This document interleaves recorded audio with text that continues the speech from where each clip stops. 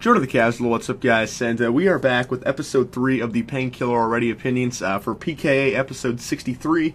The guest was Redneck, and you guys seem to like when I give an opinion of the guest. I thought he was pretty good. He was pretty humorous. He really lightened up the show a little bit. He was a little awkward at times, but most guests usually are on that show. And I thought he was a pretty good guest. It was a pretty good show. They talked a lot about Battlefield 3, which is what I'll mainly be touching on. They talked a little bit about Wings' relationship a little bit, which I'll leave that to whatever you guys want to think. I can't really talk about a relationship because I don't know anything about it. But anyway, on to the topics, because there are a lot. They talked a lot about Battlefield 3.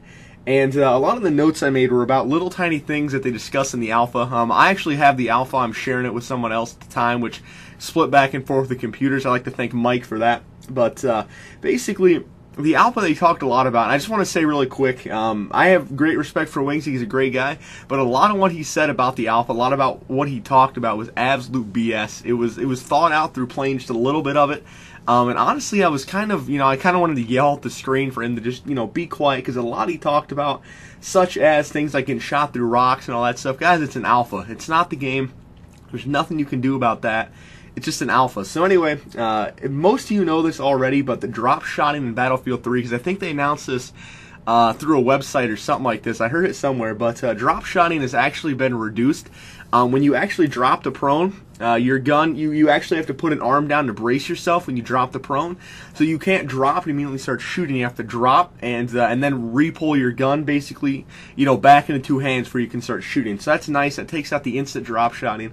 Form your own opinions about that. I think it's pretty good. It takes a lot of the, especially on PC, where if you master drop shotting, you have a huge advantage, because it's quite difficult to drop shot on PC. But yeah, they also talked a lot about the camping in Battlefield 3, and this is one of the things I wanted to yell at Wings for. Yes, people are going to camp in the alpha. People are going to camp when the game first comes out. It's got that new game mentality about it. Just like when new map packs come out, people are going to camp. It's just what people do. So you can't really judge a game when it first comes out like this for the camping. It's just something that happens, something that goes on. The actual game shouldn't be like that. And a lot of people confuse camping with a tactical shooter as well. Battlefield's a tactical shooter. It is meant to be played a little more defensive than COD. You can call that camping if you want. A lot of COD people do. Personally, I think it's a little campy at times. I'm not going to lie. But for the most part, I think Battlefield plays pretty balanced, especially in the beta. It seems like it's going to be a great game, and I'll cover that in a separate commentary. They talked a little about other things about the beta, like when the beta crashes, or the alpha, sorry. It's an alpha, guys. It's going to crash. It's going to have bugs. They also, this I want to actually ask you guys about. They talked about squad spawning, that you can only spawn on the squad leader. Now, I didn't get into the game really enough to understand the spawn squad, I can't even talk, the squad spawning. So if you guys could answer that for me, can you really only spawn on your squad leader? I can't really talk about that without knowing about it, so if you could answer that below. When you camp now with a sniper, when you don't move for a certain amount of time, I guess you now get a glare on your lens, which allows everyone on the map, well, not everyone on the map, but if you're looking in that general direction, to see where the sniper is, kind of like a glint off his lens. The customization in the Battlefield 3 Alpha is really, really good, really, really solid. I really personally enjoyed it. It's a lot easier to set up, I believe, than it was in BFBC 2. Your customization menu is a whole different menu now. It kind of drops into a drop-down bar with arrows and stuff to click over to what you want. Once again, you can't really form an opinion, and you can't really get what I'm saying until you've actually played the alpha. But those of you that have probably know what I'm talking about when I say it's a lot easier, at least in my opinion. They talked a little bit about the graphics and how it runs with fraps. It runs fine for me. I don't have that high end of a computer. I'd say it's about a mid-build, somewhere in there. I have 3.4 or 3.5 gigahertz quad core and Radeon 6970, and I ran it no problem. I didn't really try to record with fraps, because when I did, it would crash. And it crashed anyway. That's just the alpha. But I didn't really try, because every time I would, it would crash. But once again, that's the alpha. So there's really no way to test and see how it runs with fraps. When it starts to stabilize, maybe I'll try it again. But I can't really answer that question right now. Let's see, what do I have written down? He talked a little bit about the vehicles and them being a little overpowered and almost like kill streaks. Guys, tanks you have to tactically take out, and I can't even talk tonight, guys, I'm sorry. It's late and I'm tired. But you have to kind of go about it a different way. You have to hit them in the treads, hit them in the top of the gunner, stuff like that. You can't just shoot at them like you could in BFBC2, or at least through my experience, what I've been told. I never really encountered a tank a lot in the alpha because not a lot of people really knew what they were doing. Kind of just running around like chickens with their head cut off, like I was, and just trying to experience the game. So I didn't really run into it a lot. But from what I did, it's not all that hard to take out. It just takes a little bit more of a tactical approach to it than just a run and gun, run up, throw C4 on it, and run away type approach. The melee is a lot different in Battlefield 3. You're going to have to actually pull your knife out as a separate weapon, and I believe it takes 2 hits to kill somebody with a knife, like Counter-Strike. They've kind of taken the exact knife it appears from Counter-Strike with the animations and stuff. So, you know, we'll see more about that when the game comes out, but you can't assassinate people now. You do almost like a Halo Reach assassination, like motion with it, which is actually kind of cool, but you can get killed during that motion, so be careful when and where you do it. Let's see, I'm trying to read through my notes, my handwriting's horrible. They talked a little bit about, now I'm kind of off the Battlefield 3 unless I can find, I actually had to write 2 pages of notes tonight. Okay, here's one, while we're on the Battlefield 3. They kind of talked a little bit about, like, if Activision were to make a zombie game, how would it outsell Battlefield 3? And the guest, Redneck, immediately thought that it would. He was actually the one that came up with that. But Woody kind of countered that. And I kind of agree with Woody. But if you think about it in terms of pricing, you pay $45 a game, or so far we have on Black Ops, $45 so far, for maps, which really, personally, I and most of my friends buy just for the zombie map.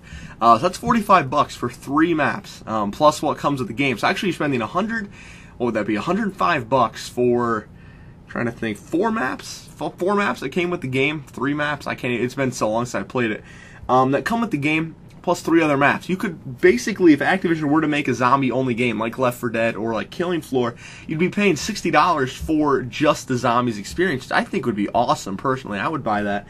But they talked about it outselling Battlefield 3. Do I think it would outsell Battlefield 3? No, not in the slightest. I think it would sell well, but a zombie game really is not all that popular in the market. All that popular in the market, definitely not as popular as an FPS like Battlefield or Modern Warfare 3, so that's kind of up for debate. I think that's all I had for Battlefield 3. My notes are confusing this week because they kind of jump topics.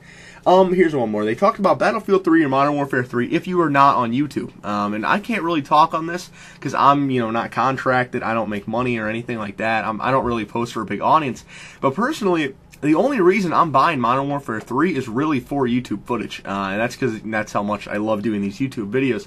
But if it was just, if I had to pick, which or the other, and it was based on me not being on YouTube, it'd be Battlefield 3 in a heartbeat. I'm super psyched for that game. The only reason I'm buying Modern Warfare 3 is, yeah, I will get some enjoyment out of it, and I'll probably, put maybe 5, 6, 7 days into it over its lifetime.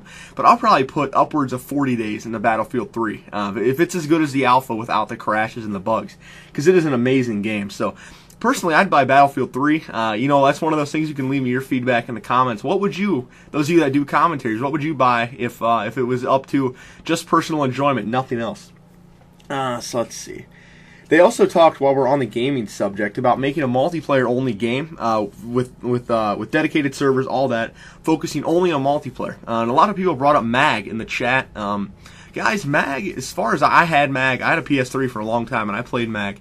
That game was good, and it had a lot of good points, but it didn't tip the top as an FPS. It just didn't feel all that good. I can't remember if it was a third person or a first person, to be honest, but I enjoyed it when I was playing it, but for the most part, it really didn't leave you with that experience like Battlefield or like COD, where you go away and you just want to go back and play more. It's like an addiction. It did not do that. So really, I think a multiplayer-only game, such as like a COD, where they didn't have any campaign, they focused all their time into multiplayer, they released multiple betas for it, all kinds of stuff like that, and really tested it. I think that would be awesome. But then they also touched about paying for dedicated servers. Would you actually pay for dedicated servers? Pay like a monthly subscription like you would to World of Warcraft, or World of Warcraft. Why do I say World at Warcraft? Anyway, pay a monthly service like that. Guys, to be completely honest, and Woody brought up this point, I thought it was really good. A game like Left 4 Dead 2, okay, it's what is it, a year old now? I don't know the exact release date. It's a year or 2 years old, something like that. You would have to be paying that monthly subscription all this time to hop on it twice a month if you wanted to play online. on a dedicated server, that is. Now, I don't know if they meant dedicated only and you had to pay for it, like a COD Elite service, or if they meant you could pay for that dedicated servers. Now, the second idea, if you could pay for that extra dedicated servers, I'd love that personally. I don't know about you guys, but I would think that would be cool if it was, other options. Now, if it was only dedicated servers, I couldn't see, paying to play a multiplayer game. That's, to me, is ridiculous. Unless they released it at like $20 and the monthly fee was like $5, maybe then, and that's stretching it because you're still spending way more than $60. But leave me your guys' feedback. That's really up for debate as well. Let's see, what else do I have written down here? I have like 2.5 pages of notes. They covered a lot of little things. They also talked a little bit about gaming-wise, reverse judging games, and kind of when COD 4 came out, how everyone said COD 4 is crap. They pointed out all the, well, not crap, but they pointed out all the flaws, like 3 times frag and Juggernaut and all this stuff. Then when Modern Warfare 2 came out, COD 4 became the amazing game, and all of a sudden Modern Warfare 2 had all these problems and all that stuff. Now when Black Ops came out, all of a sudden Modern Warfare 2 is perfect, and you got Ghosts and you got all this crap, and really, guys, to be completely honest, that's how this community works. It's always, until you see what the next game has to offer, the game you're on is horrible. And then when that game kind of disappoints, you move on. And to be completely, I don't see how the COD franchise stays alive. It's mainly off hype, in my opinion. But it's with that, it's like that with all games anymore. They kind of release the same game, just remastered, and I'm not pointing out any specific names because there's all kinds of crap. Battlefield 3 does it kind of. Everything doesn't. Okay, I'm not going to go into detail, but guys, it happens, and people are going to always say that COD 4 is the best until the next best comes along, and then that's going to be the best, and it's just a continuing cycle. The only COD that's come out since COD 4 that people haven't called the best, and I've never heard called the best, is World at War, and that's because it's completely broken. But yeah, that's enough for the video game topics. I'm going to touch on a few things they talked about in real-world topics now. Really only one, and it even has to do with video games a little bit, and that was the attacks in Norway. If you haven't heard, what happened basically was a Christian slash, I don't even maybe racist slash prejudice attacked a grouping and killed like 100 people, set off a bomb in it, all kinds of crazy stuff. And they actually, when they went to get him, the SWAT actually kind of sank the boat because it wasn't big enough, so they had to wait to get a boat to send over this island to stop this guy, so he kept killing people, and that was just a huge mess. But they caught the guy, and this guy's basically, what he did was he confessed, but he pleaded not guilty to stretch out the trial, so you get the message across. You can look at it how you may. I think that's sick. Now, I get in today's world, it's so hard to spread a message. It's so hard to get something across that you believe in.